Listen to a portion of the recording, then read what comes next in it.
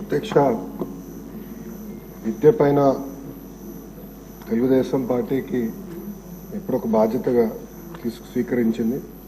మీరు చూస్తే తెలుగుదేశం పార్టీ ఆవిర్భావం తర్వాత 11 డిఎస్సీలు ఏర్పాటు చేసి 1,50,000 మంది ఉపాధ్యాయుల పోస్టులు భర్తీ చేస్తాం జరిగింది అధ్యక్ష.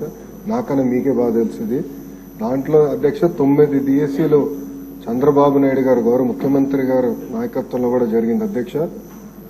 ఈ ప్రభుత్వ అధికారంలోకి వచ్చిన తర్వాత తొలి సంతకం మెగా డిఎస్సీ మీద పెట్టడం జరిగింది అధ్యక్ష. దాంట్లో కూడా అభ్యర్థులందరూ నాకు నా నంబర్ దాదాపు రాష్ట్రం అంతా తెలిసిపోయింది. సో అందరూ నాకే డైరెక్ట్ గా మెసేజ్లు పెడుతున్నారు. దాంట్లో ప్రధానంగా టెట్ ఏర్పాటు చేసి టెట్ తర్వాత డిఎస్సీ పెడితే బాగుంటుందని కోరటం జరిగింది. దాంట్లో భాగంగా మీరు చూస్తే టెట్ నిర్వహించాము. దాని తర్వాత ఇప్పుడు డిఎస్సీ కూడా త్వరలోనే మేము నోటిఫికేషన్ కూడా ఇవ్వబోతున్నాం అధ్యక్ష. దాంట్లో 16,000 పైచిలక పోస్టులు మళ్ళీ భర్తీ చేయబోతున్నాం అధ్యక్ష. గత ప్రభుత్వం 5 సంవత్సరాల్లో ఒక్క ఉపాధ్యాయ పోస్ట్ కూడా భర్తీ చేయలేదు, కాలయాపన చేస్తాం జరిగింది అధ్యక్ష. పెద్దలన్నట్టు ఈరోజు నిరుద్యోగ యువకులు ఆశతో మన ప్రభుత్వం వైపు చూశారు. వాళ్ళు పోరాడారు కనుకనే ఈరోజు పెద్ద ఎత్తున మనకి దాదాపు 93% సీట్లు మన ప్రభుత్వం కైవసం చేసుకుంటాం జరిగింది. ఒక బాధ్యత ఉంది. ఉద్యోగాల కల్పన అనేది ఒక లక్ష్యంగా పెట్టుకున్నాం. సూపర్ 6 మేనిఫెస్టోలో తొలి హామీ 5 సంవత్సరాలు 20 లక్షల ఉద్యోగాలు కల్పిస్తామని, దానికి ప్రత్యేకంగా గ్రూప్ ఆఫ్ మినిస్టర్స్ ఏర్పాటు చేసిన చైర్మన్ గా కూడా గౌరవ ముఖ్యమంత్రి గారు నియమించడం జరిగింది. ఒక వార్ ఫుటింగ్ బేసిస్ పైన ఉద్యోగాల కల్పన ఒక లక్ష్యంగా పెట్టుకుని మన ప్రభుత్వం ముందరికెళ్తుందండి. ఈ సభాముఖంగా ఆంధ్ర రాష్ట్ర ప్రజలు కూడా నేను తెలుపుతున్నా అధ్యక్ష. రాజుగారు చెప్పినట్లు ప్రధానంగా ఏంటంటే ఇక్కడ 2-3 విషయాలు చెప్పారు. ఒకటి,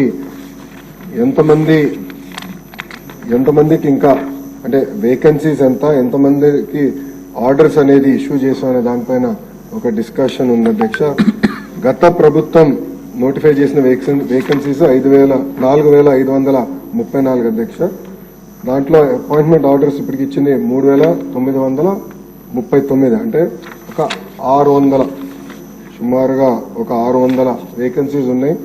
గౌరవ సభ్యులు ఇంకెక్కువ ఉన్నాయన్నారు అధ్యక్ష. ఆ వివరాలు నేను తీసుకుని దాన్ని ఎట్లా టేకప్ చేయాలో చేస్తాం అధ్యక్ష. రెండోది వచ్చేగల పెద్దలు అన్నట్టు రిటైర్మెంట్ బెనిఫిట్స్ అనేది వాస్తవంగా ఎంటీఎస్ కి ఉండదు, సో అది వర్తించదు అధ్యక్ష. ఇంకో పక్కన ఏంటంటే రిటైర్మెంట్ ఏజ్ వచ్చేగల ఎగ్జిస్టింగ్ ఎంటీఎస్ రూల్స్ అనేది 60 సంవత్సరాల నుండి ఉంది అధ్యక్ష.